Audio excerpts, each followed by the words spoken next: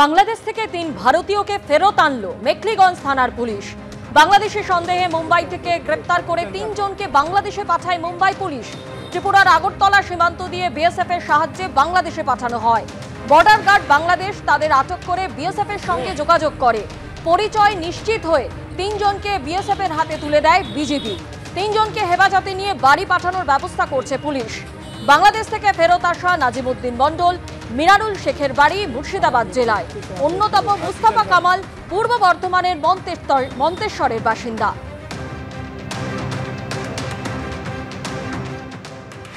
ইনারা আমাদেরকে বাড়ি পাঠাচ্ছে, আমাদের খুব ভালো লাগছে। তা না হলে আমরা তো হয়তো জীবনে বাঁচতেই পারতাম না। বাংলাদেশে বিডিআররা গুলি মারতো, নাই তো সারা জীবন জেলে পচতে হতো। মুম্বাই মহারাষ্ট্রে পুলিশ কি বলছে, বাঙালি মানেই বাংলাদেশি। মতলব ইন্ডিয়ায় যে বাংলার যে একটা রাজ্য আছে সেটা তারা মানতে চাচ্ছে না। যে ওয়েস্ট বেঙ্গল বলে যে কোনো জায়গা আছে সেটা তারা মানতে চায় না। মানে বাঙালি মানে বাংলাদেশি। মুর্শিদাবাদ জেলা পুলিশ এবং পূর্ব বর্ধমান জেলা পুলিশের সাথে কোঅর্ডিনেট করি এবং ওনাদের যাবতীয় যে ডকুমেন্টস আছে আইডেন্টিটি প্রুফের জন্য, যেমন আধার কার্ড, ভোটার কার্ড, সেগুলো কালেক্ট করি। তাদের যে জমি আছে তাদের নিজস্ব নামে সেগুলো কালেক্ট করি এবং তাদের সমস্ত যে ভারতীয় নাগরিক সেটা প্রমাণ করার জন্য সমস্ত ডকুমেন্ট কালেক্ট করি এবং বিএসএফকে আমরা ফরমাল চ্যানেলে আমরা প্রপারলি তাদেরকে অ্যাপ্লিকেশন করি এবং রিকোয়েস্ট করি যে তারা যত তাড়াতাড়ি সম্ভব এই ভারতীয় নাগরিকদের ফিরিয়ে আনে।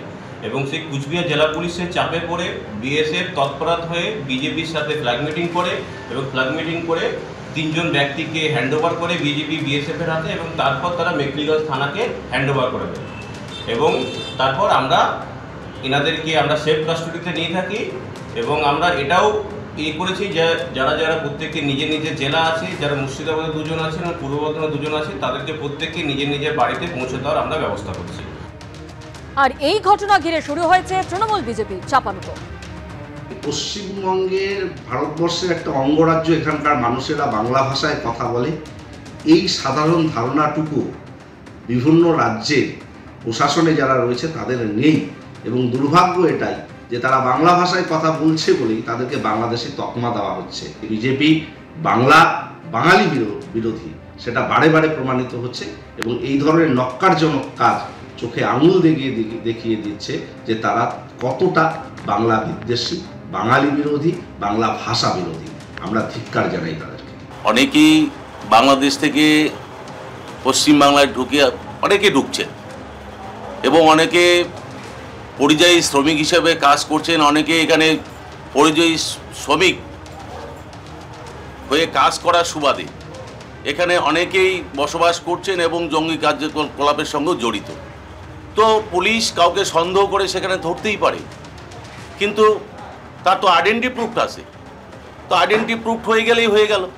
যদি তারা এখানকার বাসিন্দা অবশ্যই সে এখানে থাকবে। আর যদি সেটা না হয় তাহলে যেটা আইনি যা ব্যবস্থা নেওয়া সেটা নেবে।